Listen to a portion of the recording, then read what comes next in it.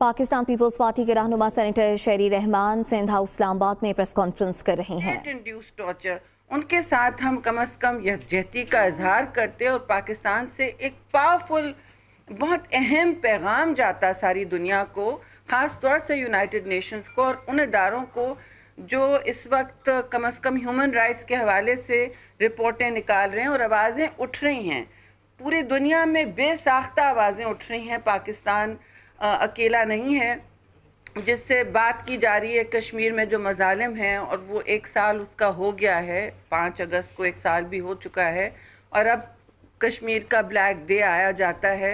हमें तवक्को थी और उम्मीद थी कि नाकाम सरकार और नामालूम सरकार वो हैं कहाँ, उन्होंने पार्लियामान का क्यों नहीं इजलास बुलाया। इस वक्त तो हमारी हुकूमत होती तो जॉइंट सेशन होता जैसे हुआ था।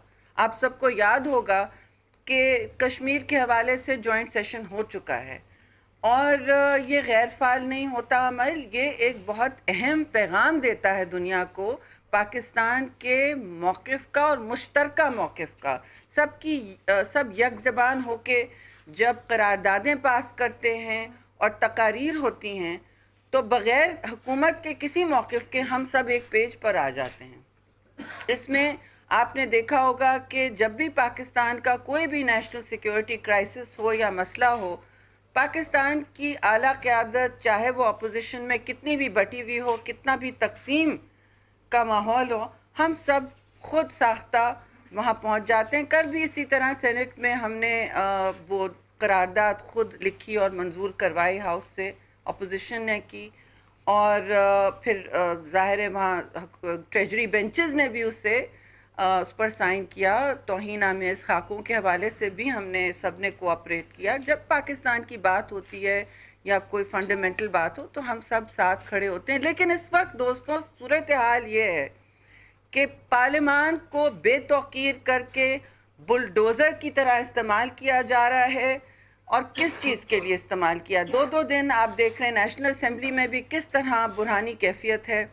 कोई पाकिस्तान के असली मसाइल का डिस्कशन नहीं हो रहा क्योंकि वहाँ भी मज़मूम मकासद के लिए, जैसे फाटफ के लिए जॉइंट सेशन हुए थे, कश्मीर के लिए क्यों नहीं हुआ? FATF अभी अपना ग्रे लिस्ट का फैसला सबके सामने ला चुका है और उस पर क्या किया गया?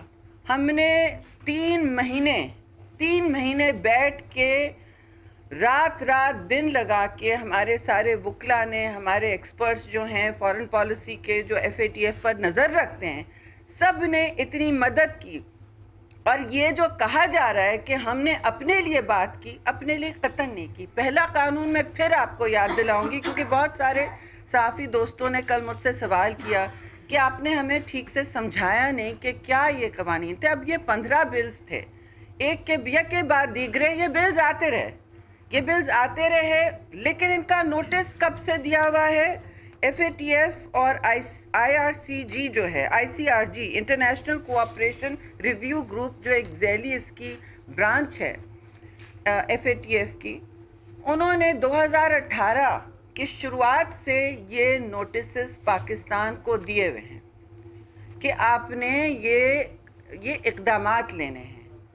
और ये इन इक़दामात के हवाले से आपने जो भी अपनी पेशरफ्त कर रहे हैं, जो भी आप अगर कवानीन बनाने कवानीन करें, लेकिन नीचे ग्राउंड पे जो आप मॉनिटरिंग कर रहे हैं, ख़ास तौर से टेरर फाइनेंसिंग के हवाले से, तो उससे हमें आगाह करें और हम इसकी मॉनिटरिंग करेंगे।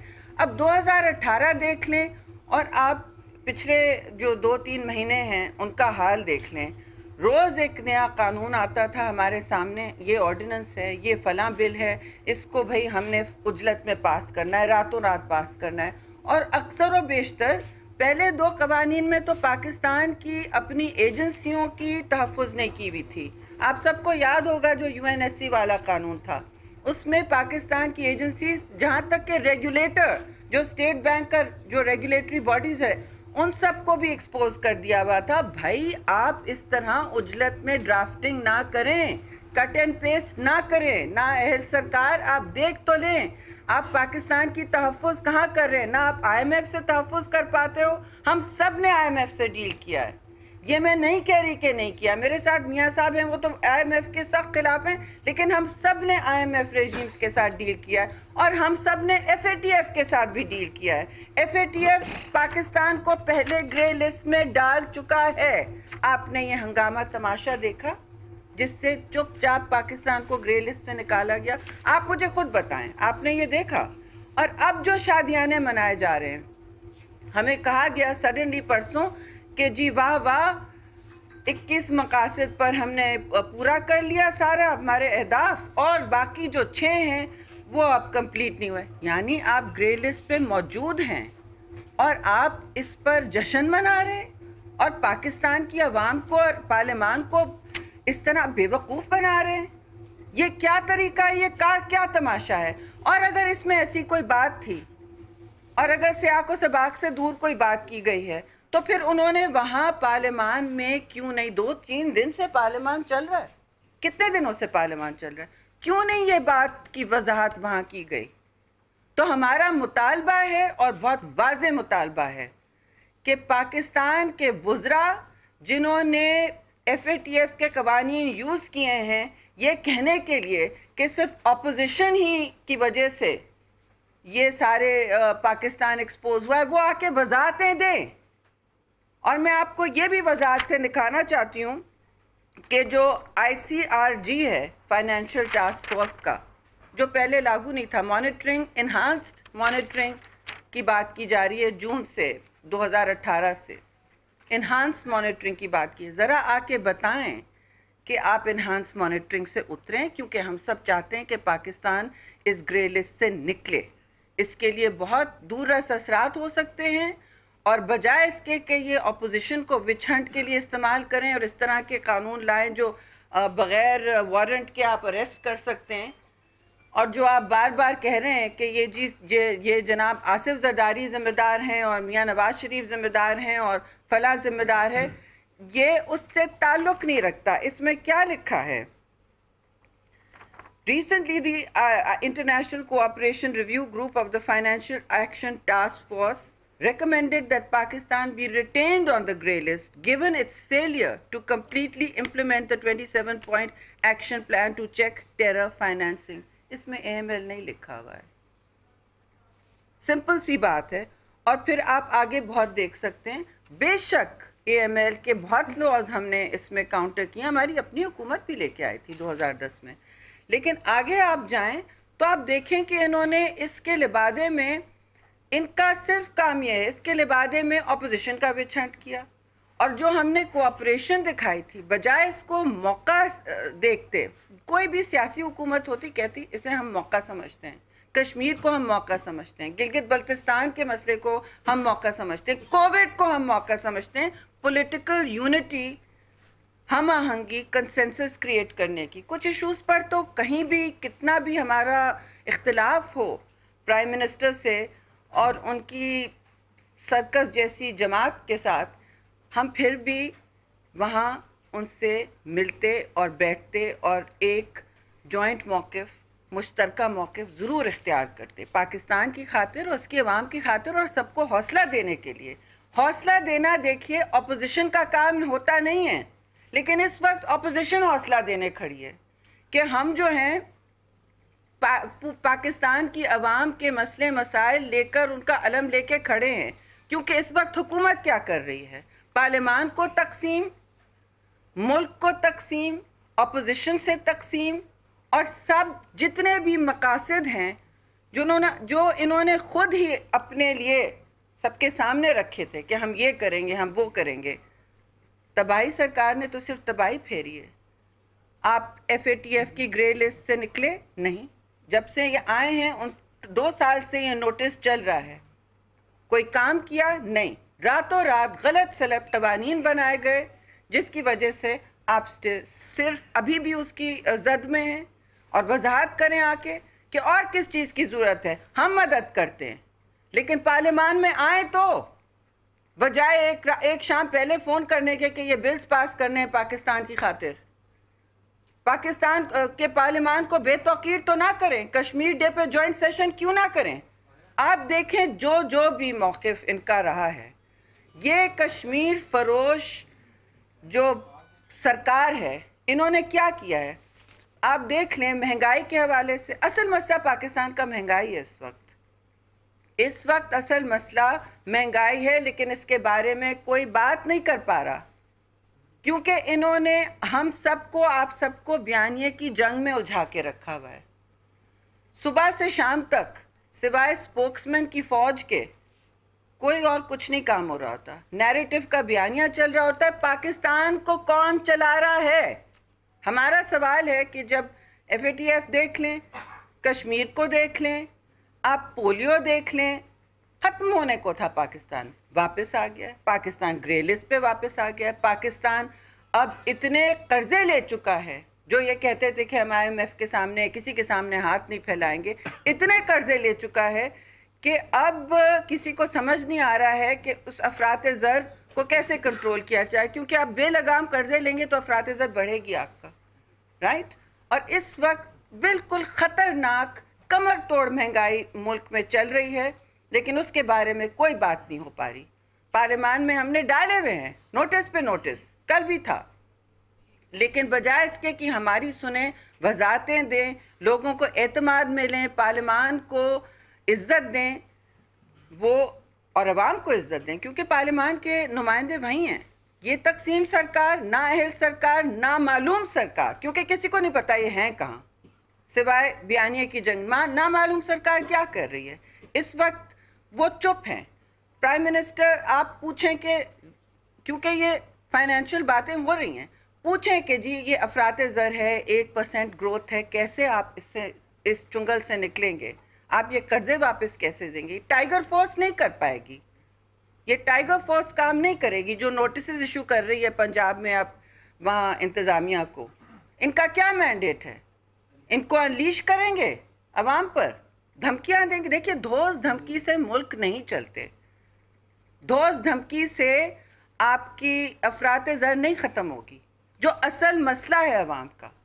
धोस धमकी से आपने किसी को समझा नहीं पाए आज तक कि इस वक्त मुल्क में 70-80 रुपए किलोग्राम आटा क्यों मिल रहा है, उससे भी ज़्यादा जा रहा है। पंजाब में तो ब्लैक होने शुरू है, और दिसंबर तक मैं आपके तवज्जुह से बता रही हूँ कि संगीन क्राइसिस होने वाली है आटे की।